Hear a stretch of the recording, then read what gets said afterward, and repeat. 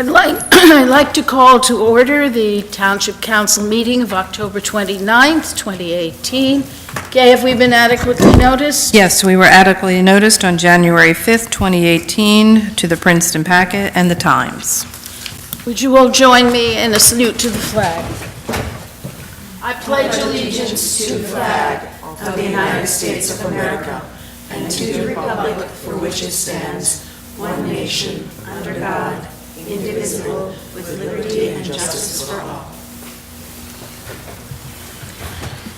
I hope you will now join us in a moment of silence in honor of the victims of the Pittsburgh Synagogue Massacre.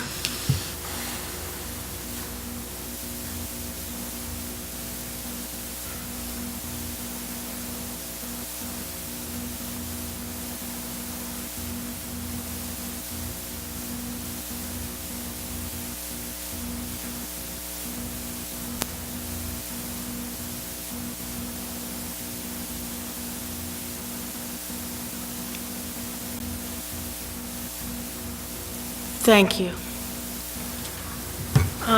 We do have a topic for priority consideration. It's the discussion of the 2018 best practices. Marlena, over to you. Yes. This evening, I bring to you for your acknowledgement an agenda item that Joanne and myself, Joanne Loth is the Chief Financial Officer, and myself as the Chief Administrative Officer had to complete. It's the Best Practices Inventory for 2018. This document must be placed on the agenda as an item for discussion at a municipal governing body meeting. And as a result of this, the clerk will be certifying on the worksheet that the inventory and the results thereof were or will be discussed at a public meeting.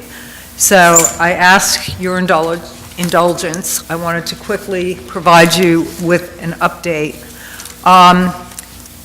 This best practices document has 61 questions to it. Last year, there were only 25 questions, and the year previous to that, there were only 30 questions.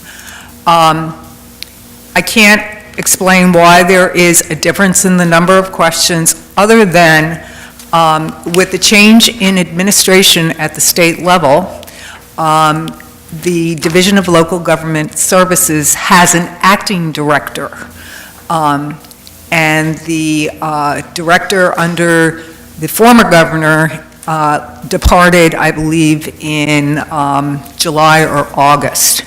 So we got the best practices survey later than we ordinarily would, and to our surprise, there were questions that were not on the best practices survey in previous years, so it's very difficult to do a comparison year to year. In summary, the purpose of the best practices survey is for the township professionals to report to the state on best practices specifically in the financial area. That's where the focus has been. And then there are some questions regarding compliance with some of new laws, whether or not we as the township are open to considering legislation that has not yet moved forward to both houses for a vote. So I'm pleased to report that of the 61 questions, we answered 54 of them with a yes or perspective, which means under the matrix, the township will receive no penalty, and as a result of having a positive score, this will not impact the final 5% aid payment that is made to the township in December by the state of New Jersey. It's money that we anticipate in the budget as a revenue. We had 43 yes questions.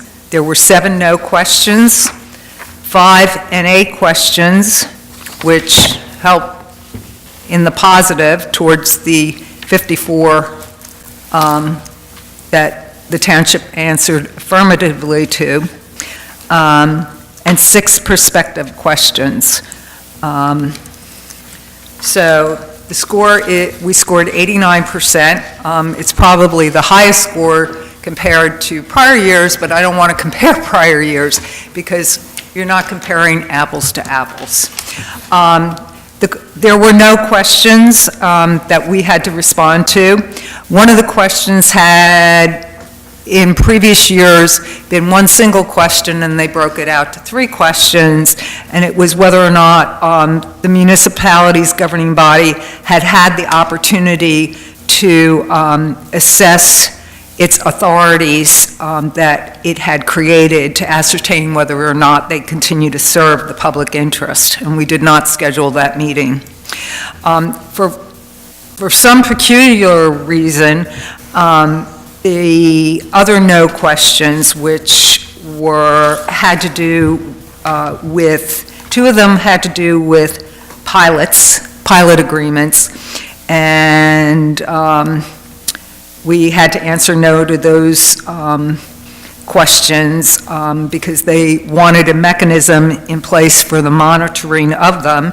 And honestly, we did not expect these questions, so if we had had a heads up, there would have been a process in place. And that's the difficulty with the best practices inventory, is depending upon who is in that chair down in Trenton, we never know what's going to be sprung on us. So we had 2 questions that we had to answer no to about payments in lieu of taxes. I think the division is trying to track this information, and they're using this reporting mechanism as a way of doing so. There's also a reporting mechanism, I believe, through our budget document process, which we file electronically as well. There is a question here about hybrid vehicles. I believe at one time the township had a hybrid vehicle, and it was A, very costly to buy, and B, very costly to maintain and repair. So we stopped buying hybrid vehicles, and the other no question was whether or not we own any electric vehicles, which we do not. So I don't know going forward if we're going to see more questions about sustainability. So we have to gear up for that possibility in the future. The other prospective questions had to do with a question regarding our zoning ordinances, and whether, actually the question reads, has your municipality analyzed whether changes to its master plan and zoning ordinances could improve flood and storm resiliency? And I believe that's part of the master plan process which we're undergoing. So that's a prospective comment. Likewise, with similar questions about flood and storm resiliency with master plan and zoning ordinances as well.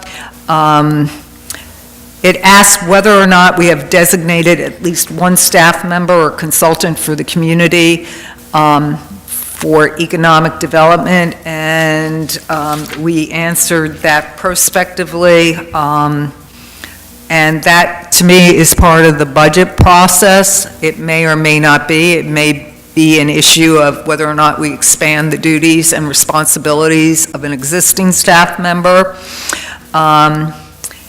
And the other questions have to do with whether or not we have an economic development plan with established matrix, and whether or not we have made progress towards the development goals set forth in the community and or economic development plan. I think in light of the work that Mayor and Council had on its plate this year, especially with the affordable housing, and coming to an agreement with the court and fair share housing.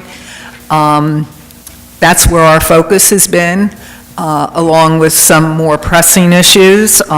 This is something we can talk about at the budget process if the council is interested in pursuing some of the perspective issues that I just went through.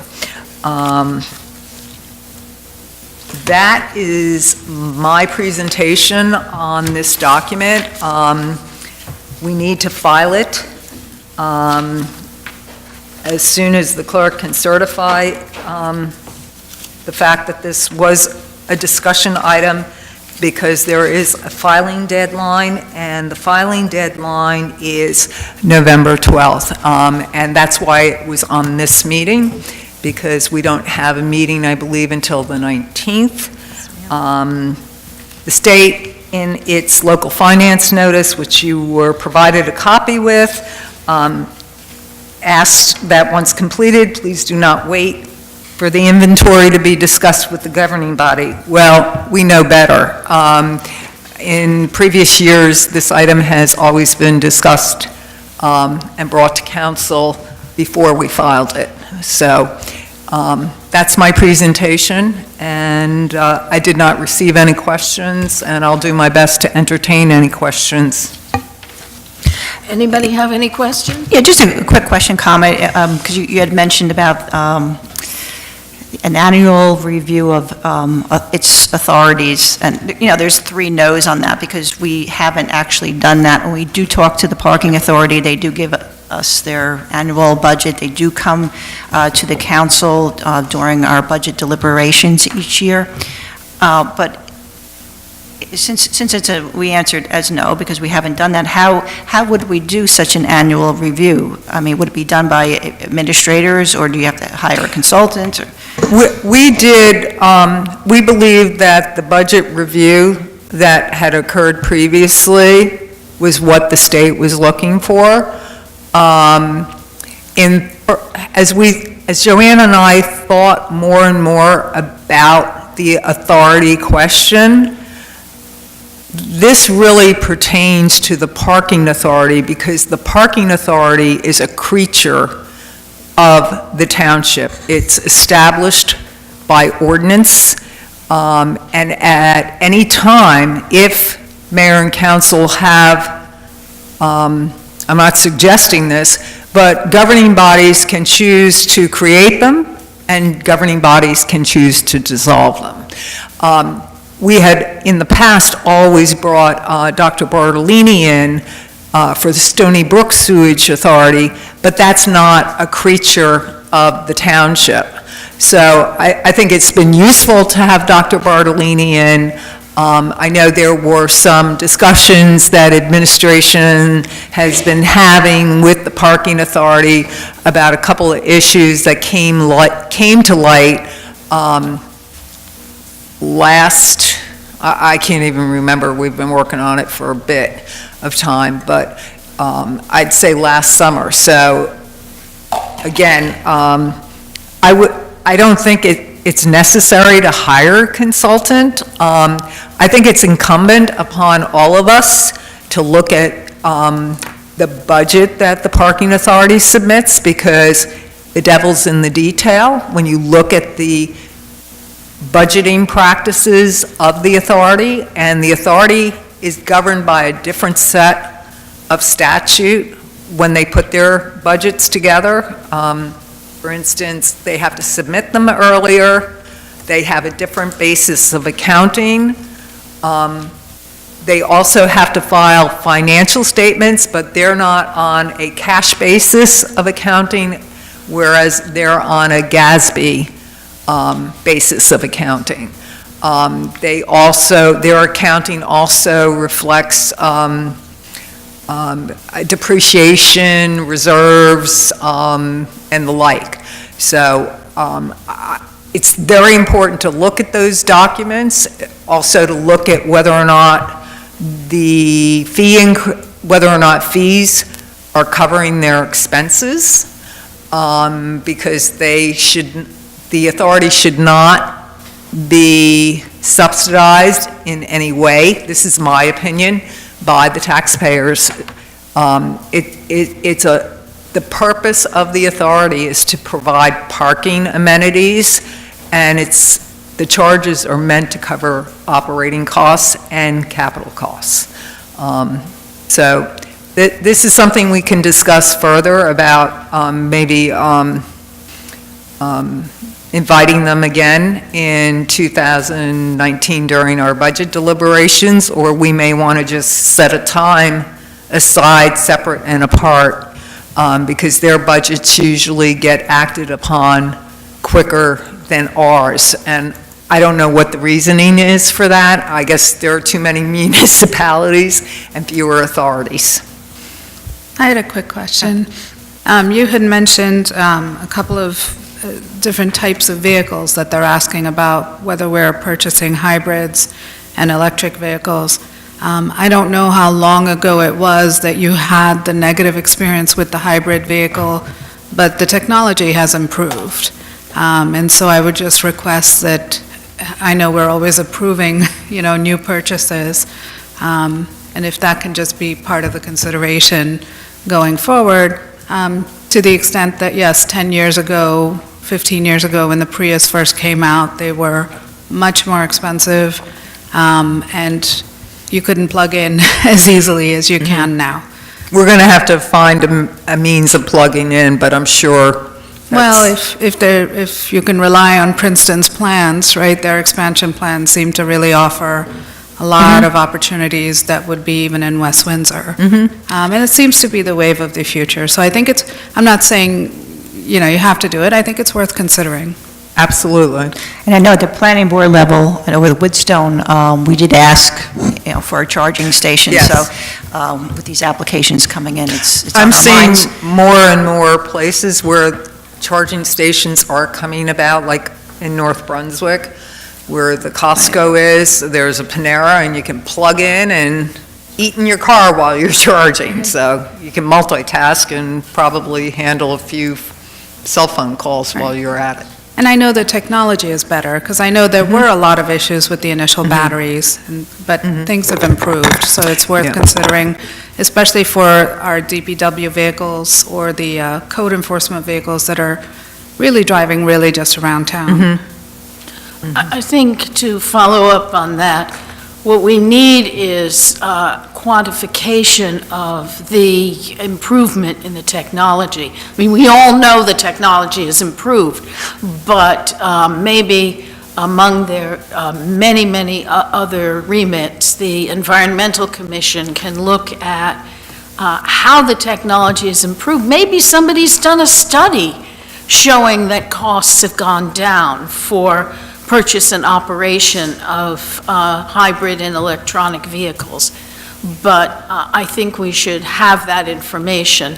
Well, I would also hope that the State Department of Treasury, through their State Purchase Bureau, would consider offering these vehicles on state contract, because they wind up offering a lot of vehicles because they're big purchasers of vehicles for the state government, especially the state police. So I would hope that when these contracts are let by the state, that they will extend them to other local contracting units, which were considered to be a local contracting unit. And of course, that's a big signal to us that the technology is improved if the state offers electronic vehicles on state purchasing, because they will have done this study. So maybe we can write them a letter and ask if they're considering it. I like your idea about the Environmental Commission and maybe Sustainable New Jersey. I can talk to Dan and see if he can check with Sustainable New Jersey. And with the league coming up, that's something I can look into more, because there are exhibitors on the conference, Yes, at the conference, and I can get better information from them. That's a good point. I also would like to follow up on the comment about the parking authority. When I read the best practices statement on authorities. I thought what they meant was, has the governing body analyzed the authority to see whether it's still worth having? That is, doing a cost-benefit analysis. What would our alternative to the parking authority be? And that would be a pretty big undertaking. And I'm wondering if that's what the state meant, because if it is, that's awfully expensive. But we might want to find out what they were talking about, because that's what it meant to me when I read it.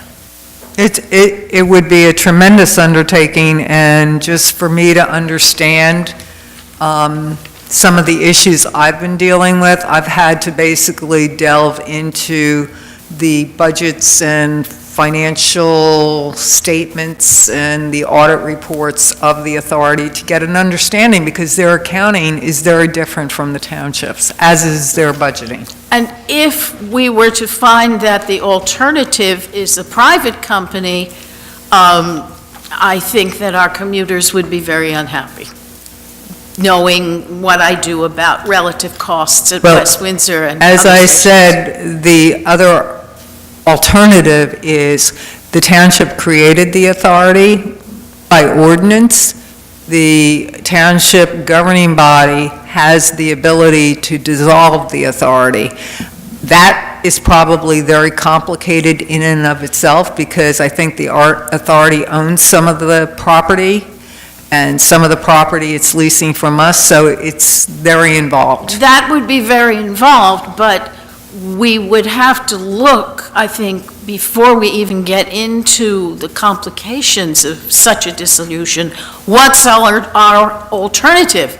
Because we're still going to have a train station, and we're still going to need parking, and somebody's got to run that, and taking it in-house, I don't think would Well, and if we were it would be a to, very big undertaking. if we were to quote-unquote privatize it, I don't like that word, but if it was to be privatized, the township would have to go out to bid for that venture. And as I said, the parking authority in previous years has looked at other stations and other parking, and they tend to be private and they tend to be more expensive, which, as I said, our commuters won't like. So anyway, let's find out what the state wants of us exactly. But thank you for doing all this. Jodica, do you have one more question? Quick question. So I was looking at the answers, and then for the questions that we answered no to, does that have an impact on the way we are viewed from the point of view of the state? No, the state just wants municipalities to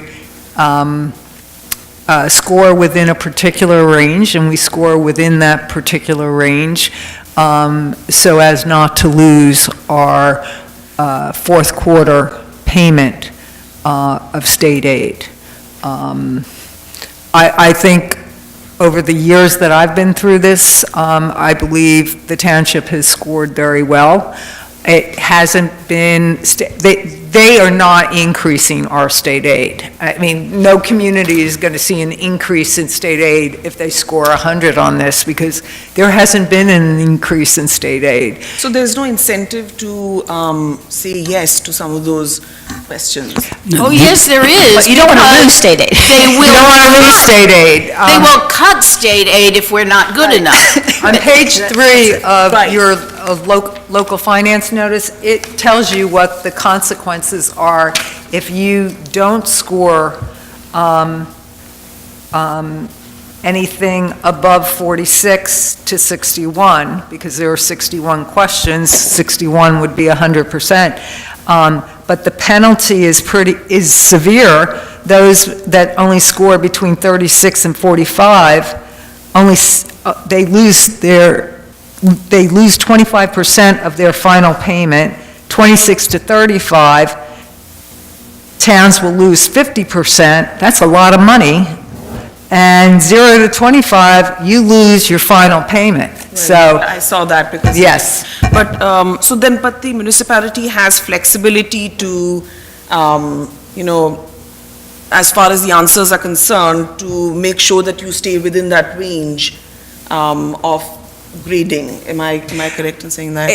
Again, I have no idea what to expect. Next year, I don't know what questions I'm going to get. We just keep our fingers crossed that the questions that they ask, for the most part, remain the same. Some of these questions about whether or not you're going to consider Senate Bill, I think it's 1611. I read through the bill. I don't know that we would even want to do it, but yeah, we'll consider anything, you know. So I don't know who's putting these questions together. I know various professional associations, the New Jersey Municipal Managers Association, the Government Finance Officers Association of New Jersey. They have concerns with the questions that were put forth this year, because some of them, in some instances, almost is a financial mandate. I mean, this is like a pass-fail course, so there's no grade. You either pass or you fail. If you pass, you get your aid. If you fail, you don't get your aid. So they have answered the questions as honestly as they can. It's Marlene and Joanne's opinion. It's not something that so it reflects their opinion, and as long as you pass, that's all that counts. And we did confer on those questions impacting the master plan and zoning and flooding and resiliency. We did confer with the township engineer and community development director, and we did speak to the land use manager. Okay. Thank you. Thank you very much. Public comment now. Yeah, is anyone signed up? Ms. Mina?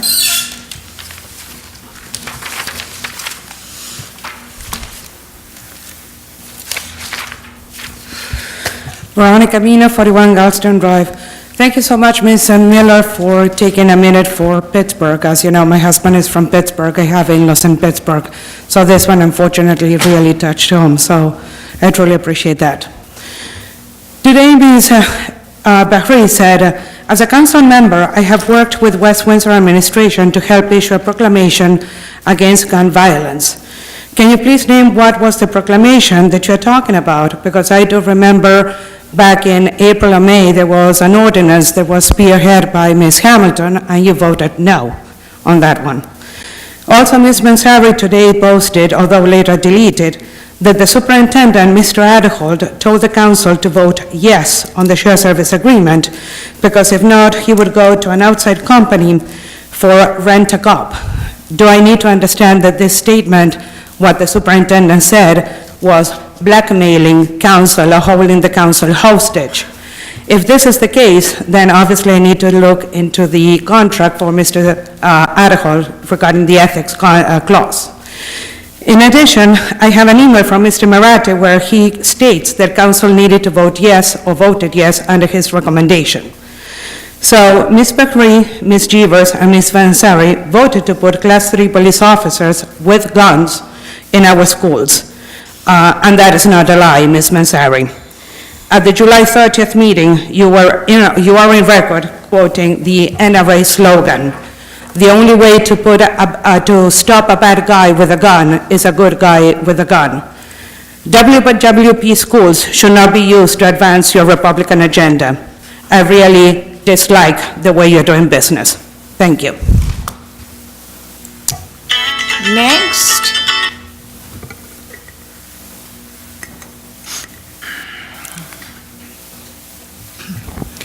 Andy Bernberg, 24 Providence Drive. I just want to get a few things off my, I want to express a lot of views. First of all, I was distraught this weekend, starting on Friday night. And actually, I prayed to God after 14 people were sent these bombs, including presidents, secretaries of states, leaders of our country. And I prayed to God, how could this be happening? And I actually searched, I asked God, please help us. And then I was devastated the next day. I've been distraught. So that aside, I want to get back to Class 3 offices in schools. The community does not want Class 3 offices in the schools. It was rushed in somehow. At least 80% of the people who filled this chamber was against it, and the majority of the council had prepared statements before they even listened to us. I remember in April, after the Florida Parkland event, the chief of police said we were covered. He will protect us with our kids and grandchildren, with our life. This was before this Class 3 thing came up. And then all of a sudden, somehow it was thrust upon us.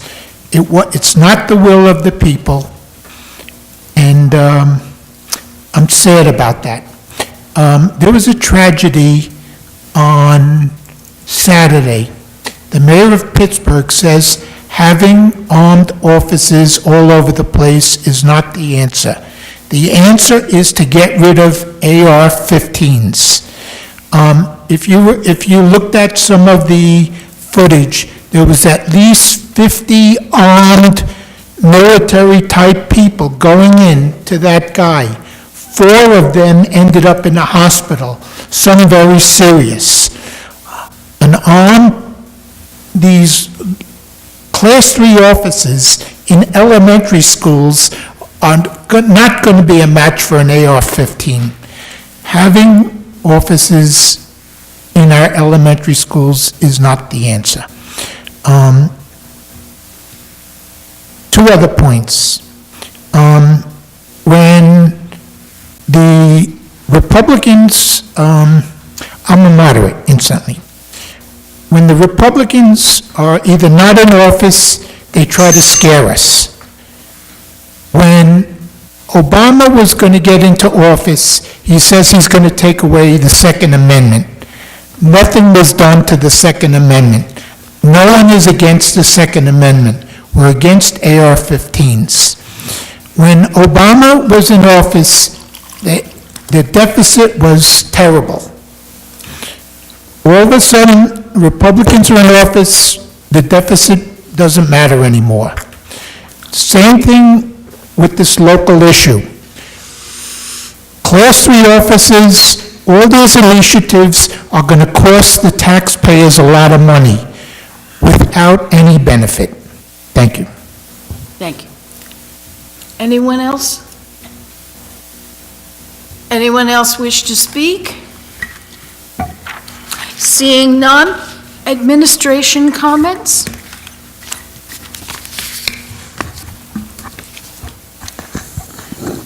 I have a few. First, since it's ceremonial matters, couple of congratulations.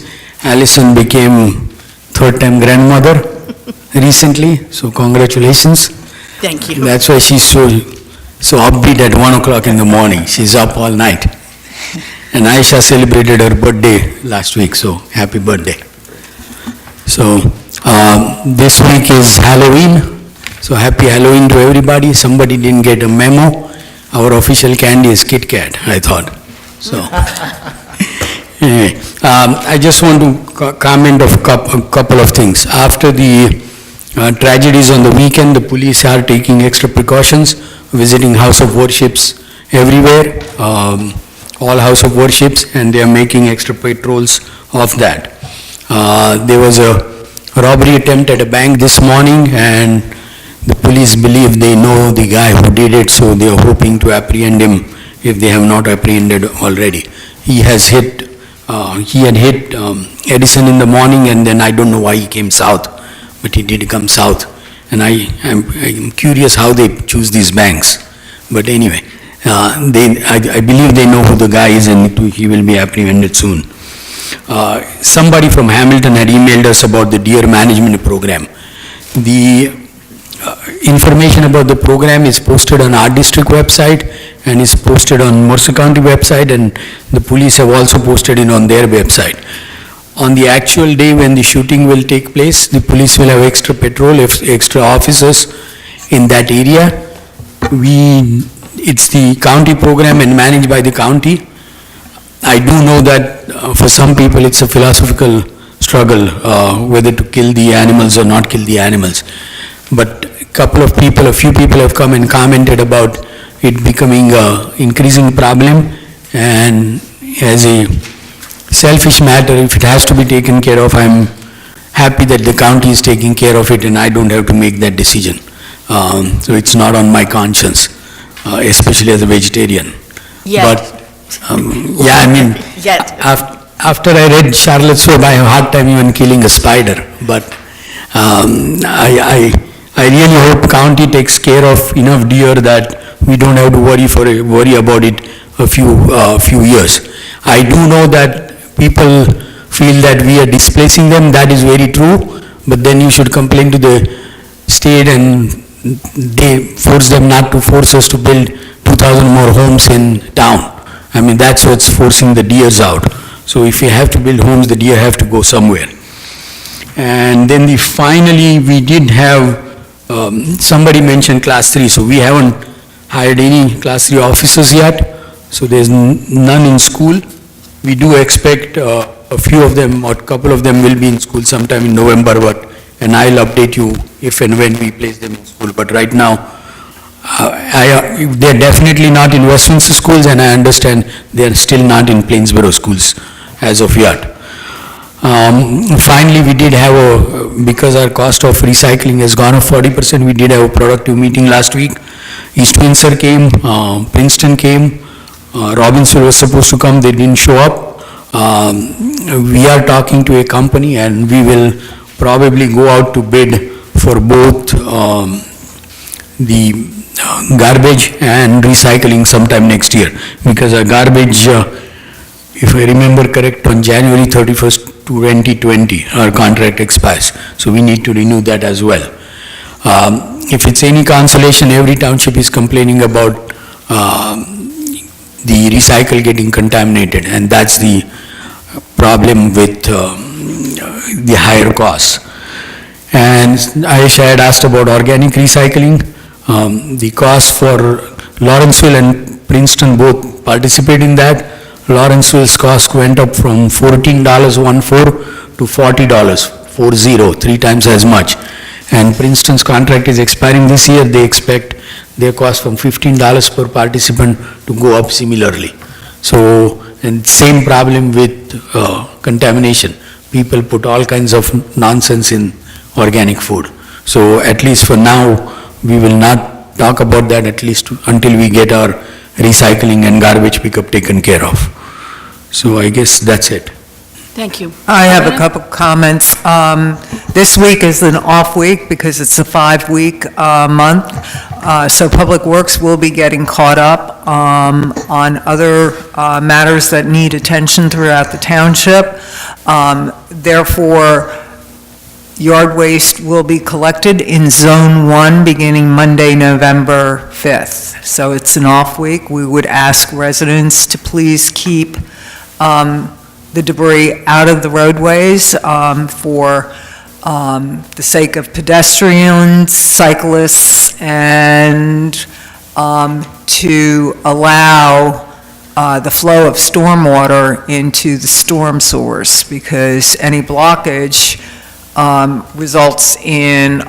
could result in localized street flooding. If you live near a basin, please, it's like a fire hydrant. If you can help out, take a rake and pull the leaves off of the grates. The DEP doesn't want that debris going into our sewer system, so that's why the grates are capturing these leaves, but at the same time, it's trapping the water and creating like a flood-like effect. Since we're not meeting again until mid-November, I want to remind everyone that Veterans Day is Monday, November 11th. I'm sorry, it's Sunday, November 11th. It's being observed on Monday, November... No, on the 11th. It is on the 11th? Okay, thank you. Can't get my dates straight. And I believe there'll be a ceremony here that Gay can talk about. But municipal offices will be closed that day. Garbage collection will occur as it usually does. So there's no change in the schedule for that. And I just want to bring everyone's attention to the fact that in preparation of a project that the engineering division is coordinating, beginning on Monday, October 29th, in advance of repairs to the Grover's Mill Dam. Weather permitting, the township will begin the process of lowering the water level by November 1st, and we have to maintain a lowered water level in the pond for the duration of the project in accordance with the approved state-issued water lowering permit. The governing body awarded a contract to New Pump Construction, so around November 13th, there's some work that needs to be done in terms of grouting beneath the downstream end of the spillway concrete apron to stabilize the point of discharge. At the silting pond, we have to install an additional riprap in the downstream stilling pond. We have to remove some excess trees and brush growth between the dam and the renovated mill building, and some repairs need to be made to the concrete facing of the downstream head wall.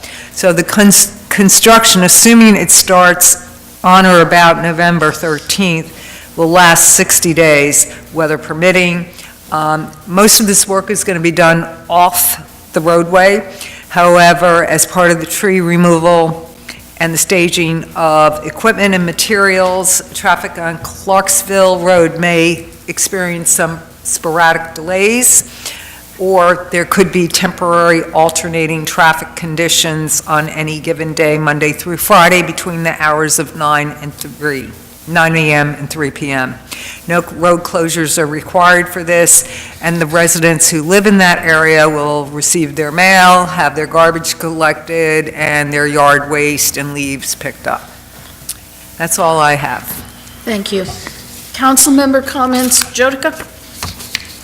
Hello, everyone. My heart is filled with sadness for those who lost their loved ones in Pittsburgh. My deepest condolences to the families. It's 7.5 days to Election Day on November 6th. I want to take this opportunity to thank my council colleagues for nominating me to the council a second time earlier this year.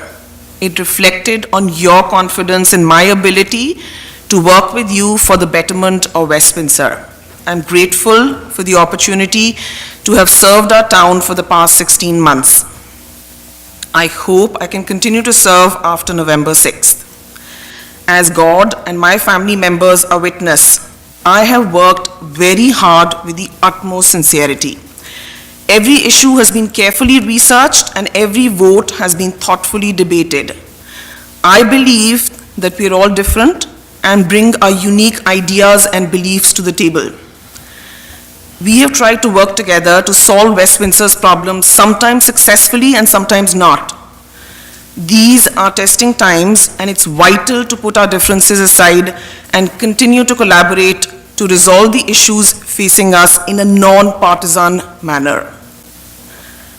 I also want to thank Gay Huber and Alison Sheehan for being so patient with my questions through the last year and a half. Also, Marlena, you've been very responsive to my frequent questions on roads, potholes, traffic safety, budget, and more, and I thank you for that. I hope that I can continue to pester you with more in the near future. Absolutely. And that is open to everyone else on council. Thank you. Aisha?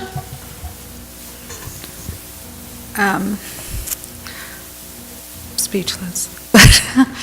So Sunday morning, I was able to attend what I can just say was possibly an hour of healing. And I want to thank the congregation Bethheim and the Muslim Center of Greater Princeton for bringing West Windsor an opportunity to come out and to share their grief and upset at what happened the day before.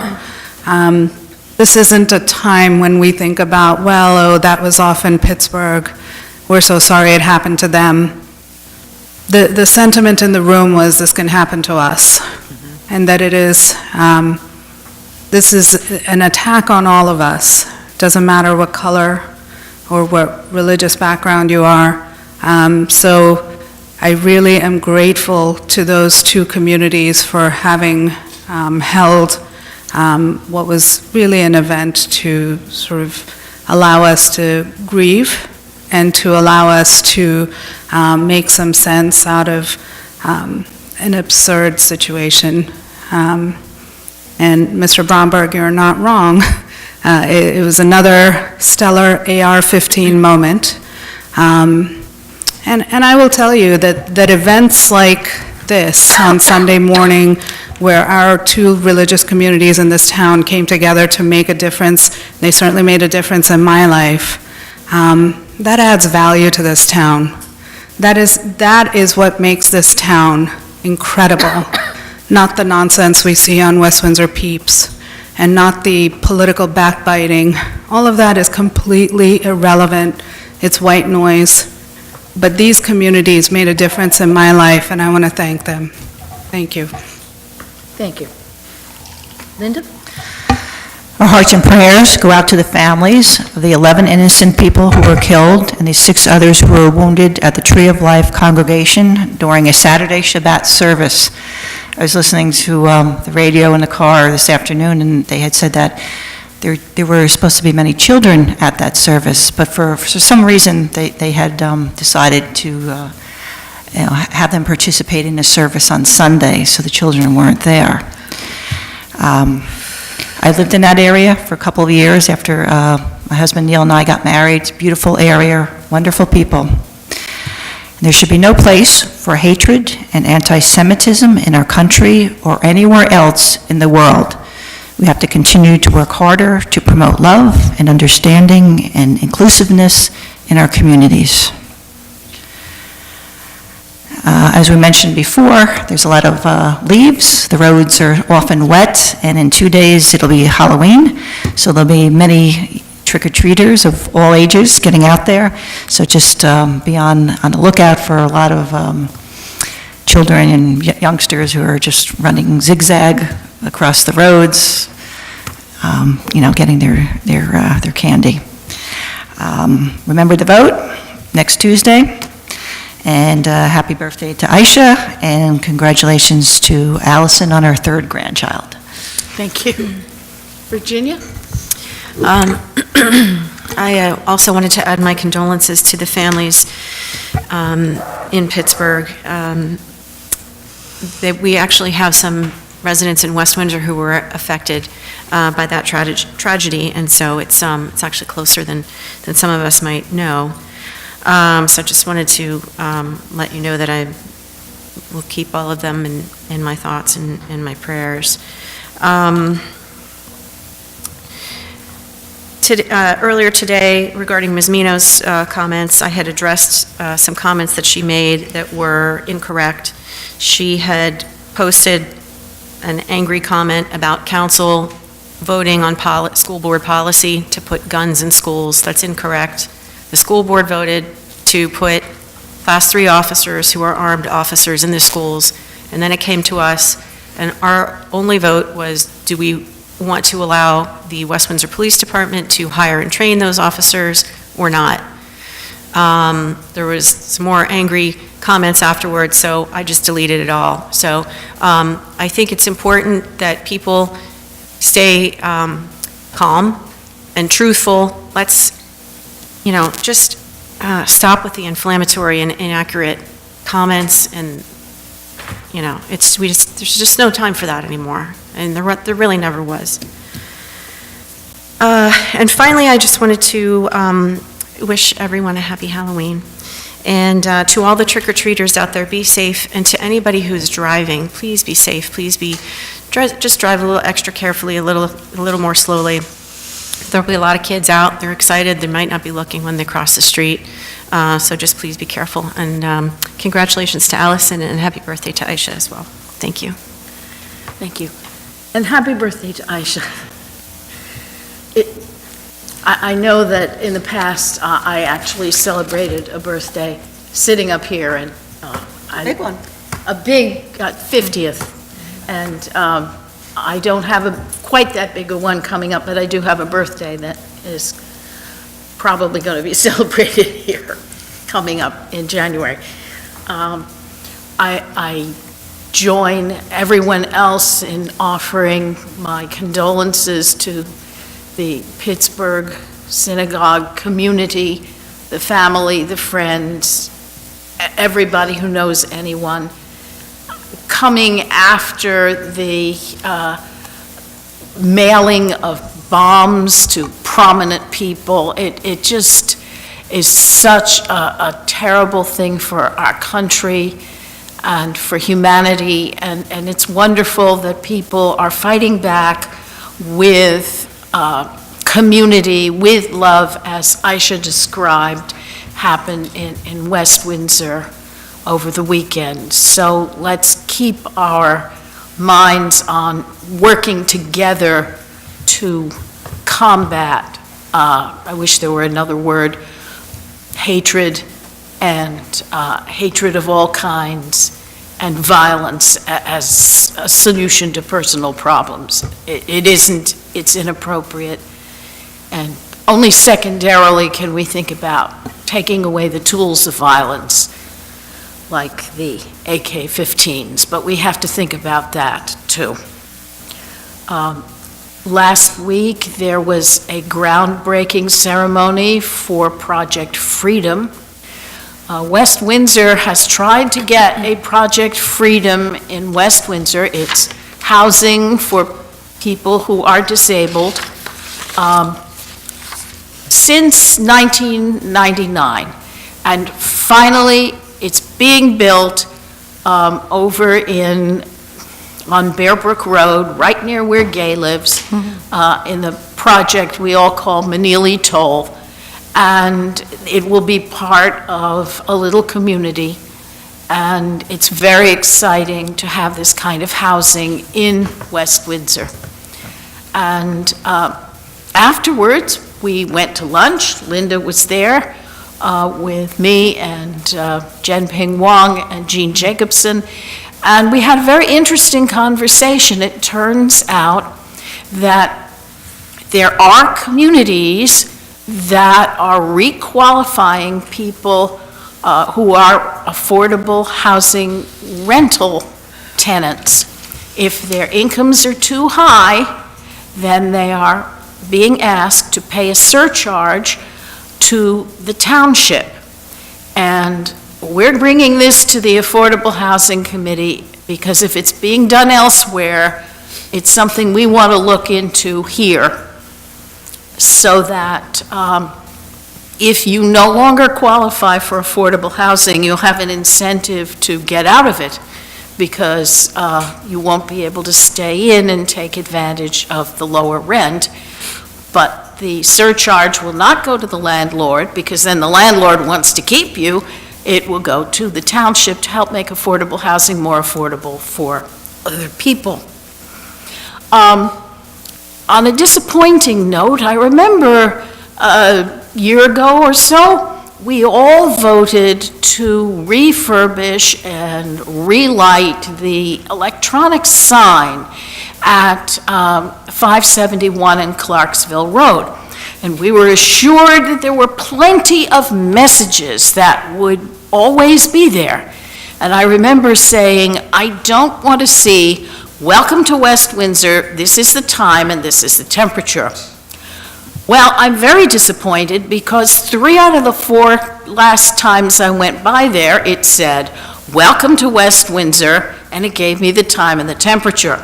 So whether you're a human being or an electronic sign, if you don't have anything to say, be quiet.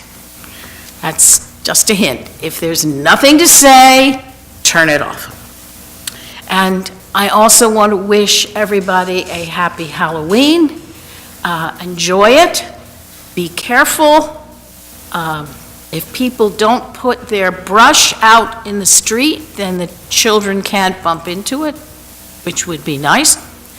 And please, everybody, don't forget to vote. High turnout means you care about your community and your country, so please, everyone, get out and vote. Gay? Okay. I too want to give everybody my condolences for everything that has happened over this past weekend. As someone who is in a first responder home, I know what it means when you go to such an event. So my heart goes out to everyone there. I wanted to let you know that on November 11th at 11 a.m., the Township will be conducting our annual Veterans Day ceremony, and afterwards, the police are conducting an open house, so everyone can join there. And also, as always, the election is next Tuesday, November 6th, from 6 a.m. to 8 p.m., and as everybody else has said, please get out and vote. Thank you. We now have a public hearing for an ordinance. 2018-26, an ordinance amending and supplementing Chapter 82 fees, Section 82.3G, fee for inspection of constructed improvements, Chapter 200 land use, Article 27 improvement guarantees, Section 200-82 guarantees required, surety release, and Chapter 200 land use, Article 19. Thank you. 19, Section 200-92, inspections and fees of the codes of the Township of West Windsor. Thank you. And we have received a communication from the land use attorney that this was reviewed and approved by the planning board. Anybody want to get up and speak in the public hearing about this ordinance? I see people getting up, but they don't seem to be headed for the podium. So seeing nobody speaking on this, do I have a motion to close the public hearing? So moved. Second. Roll call vote? Barry? Yes. Jeevers? Yes. Hamilton? Yes. Mazzara? Yes. Miller? Yes. Do I have a motion to adopt? So moved. Second. Roll call. Barry? Yes. Jeevers? Yes. Hamilton? Yep. Mazzara? Yes. Miller? Yes. Thank you. Consent agenda. Bills and claims. Anybody want to pull anything? Seeing none, do I have a motion for the bills and claims? So moved. Second. Barry? Yes. Jeevers? Yes. Hamilton? Yep. Mazzara? Yes. Miller? Yes. Recommendations from administration, clerk. 2018 R-245, authorizing the refund of the municipal portion of the property taxes billed for 2018 to PSE&G via credit in the fourth quarter of 2018 for $6,102.21. 2018 R-246, authorizing the mayor and clerk to execute a professional service agreement with Remington and Verdict Engineers for engineering services for the project known as Village Road West, Baxter Place intersection, $14,500. 2018 R-247, authorizing the mayor and clerk to execute a professional services agreement with ACT Engineers for engineering services for the wastewater flow assessment for the municipal collection system discharge to Stony Brook Regional Sewage Authority, $51,370. 2018 R-248, authorizing the business administrator to purchase radio equipment for Class 3 officer program from Wireless Communications and Electronics through the State of New Jersey Cooperative Purchasing Program, $58,882.05. 2018 R-248, authorizing the business administrator to purchase one power lift stretcher from Stryker EMS Equipment through the Bergen County Co-op, $53,031. 2018 R-250, authorizing the business administrator to purchase one 2019 Ford F-450 cab and chassis crew cab 4x4 mason dump from Cherry Hill Winter Ford through the State of New Jersey Cooperative Purchasing Program for $56,245. 2018 R-251, authorizing the business administrator to purchase 6 Generation 6 iPad tablets from CDW Government through the MCESSCCPS number 65 Co-op for $3,278.52. 2018 R-252, authorizing the business administrator to purchase 3 2019 Police Interceptor utility all-wheel drive vehicles and additional factory options from Charles S. Winter Incorporating, doing business as Winter Ford through the State of New Jersey Cooperative Purchasing Program for $91,117.80. 2018 R-253, authorizing the business administrator to purchase personal protective clothing for township firefighters from FF1 Professional Safety Services through the State of New Jersey Cooperative Purchasing Program for $13,658.40. 2018 R-254, authorizing the mayor and clerk to execute a professional service agreement with Burgess Associates for affordable housing services for $25,000. 2018 R-255, authorizing the mayor and clerk to execute the settlement agreement and release with the Hamlet at Bear Creek LLC. All right, anybody want to pull anything? R-248. Anyone else or anyone or Aisha want to pull anything else? Just R-248. Anyone else? No? Okay. Shall we discuss that first? Yep, couple of quick questions. I know I saw a follow-up email from Dr. Adderholt, of course, confirming that this is a reimbursable expense. And thank you to Allison and Virginia for asking that question. Couple of follow-up questions. What is the process for reimbursement? So how long does it take? Who initiates the process? Has it already been initiated? And then why is this not able to be purchased directly through the school board? Rather, why does it have to run through us? The process is going to be a little bit different this year and next year, because next year we will operate under the shared services agreement, because our budget is done already. So it's being diverted through police budget this year. It's been paid through police budget this year. The school district has already paid us roughly $90,000. Don't hold me to the penny, but they have paid us more money than we have spent. So we already have the money to pay for this equipment. Because we have not been paying any police officers, we do have extra money that they have paid us. So we are trying to use that money to pay for this equipment. So there's nothing to be received from the school district. Starting next year, the process will be a little different because it's through shared services agreement. So it will work with like shared services agreement with other township.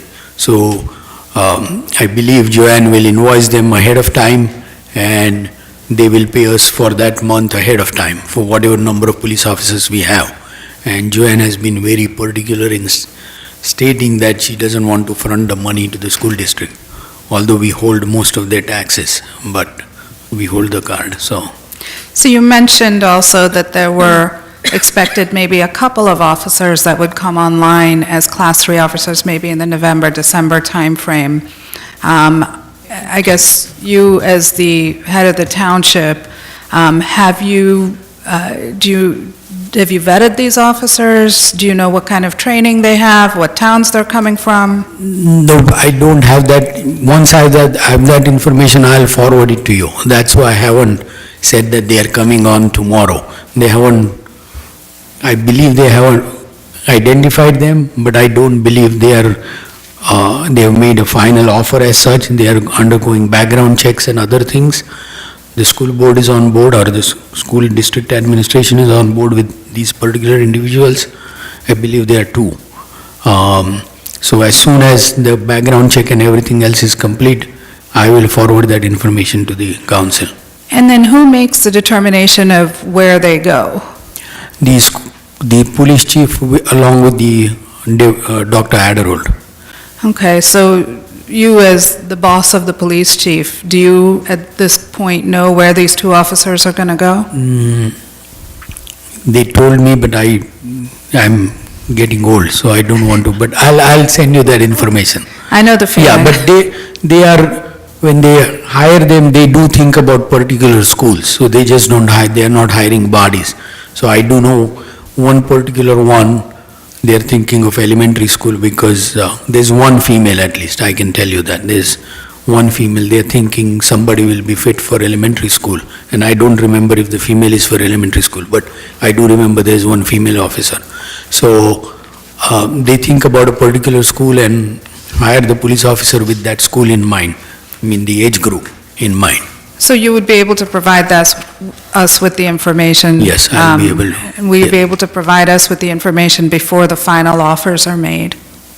I think there's a personnel issue. Could we, I- at some point, discuss that in executive session, since you're starting to talk about hiring people, and that's a decision from... That is not a council decision, it's No, it's my... not. I know. It's my decision to hire, so we will not be talking about individual police officers in closed session. I will provide you the information, but that is not a council decision, so we will not be... Well, that's why I'm not asking for a vote on it, I'm just asking Right. for the No, no. courtesy of the information. Oh, absolutely, and I've always been upfront and open, so I will provide you the information. I don't have it in form that I can forward you, and a final offer has not been made, so it's premature to tell you that these are the officers that will work. Thank you. All right.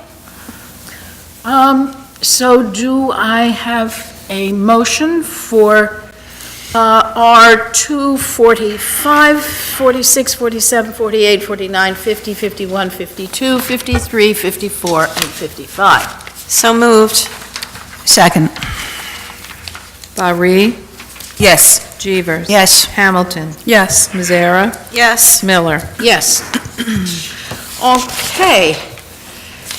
We have no introduction of ordinances. Additional public comment? Seeing none, council reports. We're going to start with Virginia. I don't have anything. The next zoning board meeting, I believe, is December 6th, and rec commission is coming up Wednesday, November 7th. Okay, Linda? The planning board met on October 17th and discussed the master plan planning process. There will be a public hearing on November 28th at 7 p.m. on the open space and recreation plan. This 69-page document was reviewed by the planning board and is available for review on the municipal website. The first phase of the master plan will also include the land use element and economic development elements, a circulation plan elements, and the housing elements and fair share plan. The second phase will address the stormwater management element, community facilities elements, and the public utilities element. Beyond that, the board will address the conservation element, sustainability element, community forestry, and street tree element, and farmland preservation. The board also met for nearly 4 hours on October 24th. As we already approved the ordinance 2018-26 regarding performance guarantees and inspection fees, so the board did review that and had no specific recommendations back to us. And they did approve that recommendation to have it come back here. The board also approved waivers for signs for 3 new retail tenants and a 4th identification sign at the former Kohl's in the Nassau Park Pavilion Shopping Center. The former Kohl's will be occupied by Home Sense, TJ Maxx, and a Burlington Coat Factory store. Finally, the board held a conceptual review of the application for preliminary final site plan for the Ellsworth Center. There is a proposal for 2 additional buildings with 10 additional apartments above the proposed new retail space, and to provide parking where the basin was previously approved with underground stormwater storage. Okay, Aisha? Nothing. Jodica? The Westminster Parking Authority last met October 10th. I missed the meeting because the same evening, council had that special meeting to vote on the settlement agreement with the Fair Share Housing Centre. But I've gotten to know that the Parking Authority has applied for the NJDEP grant for 4 single bay chargers for electrical vehicles at the train station. Yay! The pre-existing pipes that are in place will be leveraged to install the chargers. The fact is that slowly but surely the landscape is changing and electrical vehicles are becoming increasingly popular. Andy Samsu, a Westminster resident, and I spent almost a day a few weeks ago touring the town, scanning various locations. We counted 23 electrical vehicles in all the parking lots of the Princeton Junction train station. Westminster wants to be a part of this wave. In this case, the grant will help reimburse the installation costs of the chargers. Take a book, leave a book. Library has been set up at the train station on the Wallace permit lot side. Rehebar Trust sponsored this initiative. Parking Authority unanimously agreed to host it, and the Princeton Junction commuters will be the beneficiaries of this exciting venture. Thank you. Thank you. I was not able to attend the official launching of the library, but I did stop by and sneak a couple of books in for people to take. The Affordable Housing Committee will meet on Thursday. That's all I have. So we are going to have a discussion of the 2019 budget. Marlena? This is not my discussion, this is council's discussion. All right. So does anybody have any particular wish to improve the process we had last year, and any particular suggestion about what you want to hear at the next budget hearing?